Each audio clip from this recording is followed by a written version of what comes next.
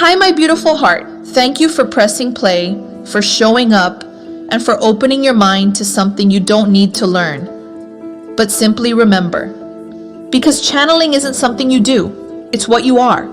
Today, we're going to remember together that channeling the Holy Spirit isn't a gift for a few chosen ones. It's not a special ability reserved for spiritual people. It's your natural state when you choose peace. And if you stay until the end, I'll share a practical exercise that will help you reconnect with divine guidance anytime, anywhere. So take a deep breath with me. Inhale love, exhale fear, and open your heart to remember what has always been within you. Most people associate channeling with seeing angels, hearing voices, or receiving mystical messages. But A Course in Miracles teaches something far simpler and far more profound. To channel is to think with the Holy Spirit. The Course says, the Holy Spirit translates the voice for God, guiding you gently toward the truth. That means channeling is not something external. It's a mental state. It's the choice to let your mind think with love instead of fear. You don't have to wait for signs from heaven or magical lights. The miracle happens when you choose to see through love. That is true channeling. For example, when you choose forgiveness instead of attack, you're channeling. When you choose trust instead of worry, you're channeling. When you say, Holy Spirit, guide my day, and let go of control, you're channeling. It's not about doing something special. It's about stopping the interference with what already flows through you. You don't have to open the channel. The channel is already open because God never disconnected from you. It's you who changes the frequency when you choose fear, guilt, or doubt.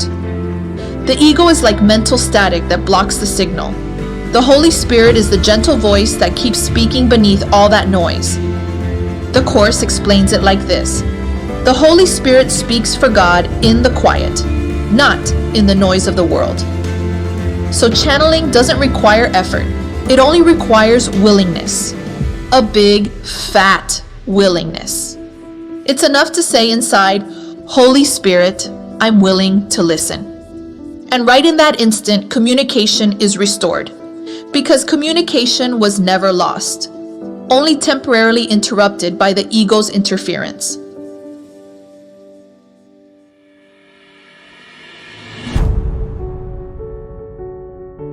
Let's make this practical. How do you channel when you're stressed, in conflict, or facing uncertainty?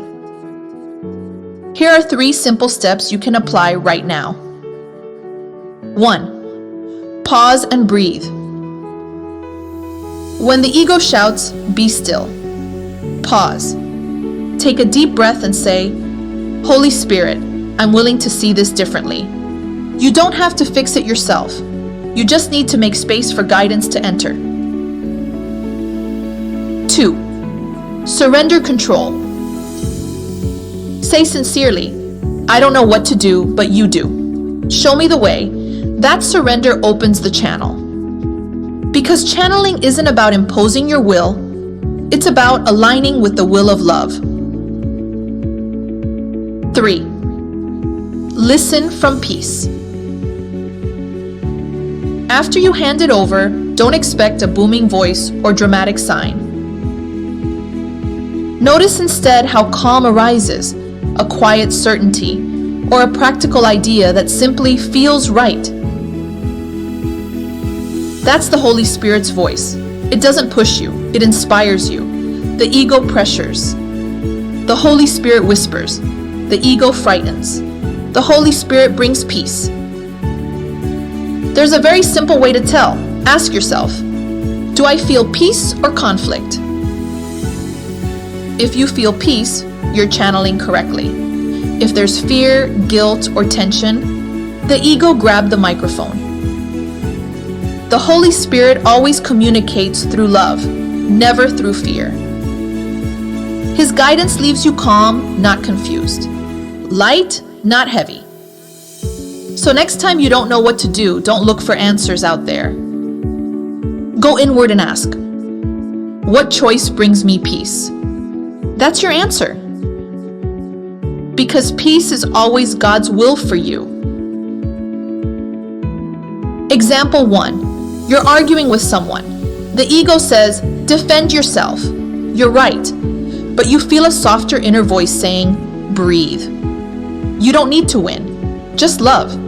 That's channeling. Example 2. You're anxious about the future. Your mind wants to plan and control, but something inside says, do what you can today and let go of the rest. That's the Holy Spirit's voice. Example 3. You have a creative project but feel blocked. Instead of forcing it, you sit quietly and ask for guidance. Moments later, clarity comes. A new idea, an unexpected call, a synchronicity. That's channeling too. The Holy Spirit guides you through symbols your mind can recognize, people, situations, opportunities. Nothing happens by accident.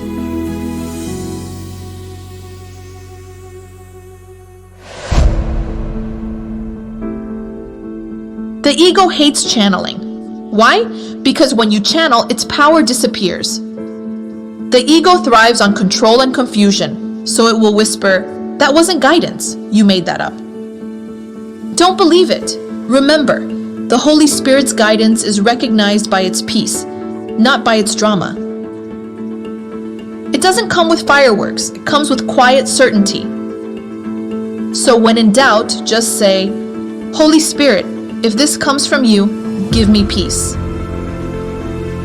If it comes from the ego, show me the error with love and trust. He always responds. Let's practice together.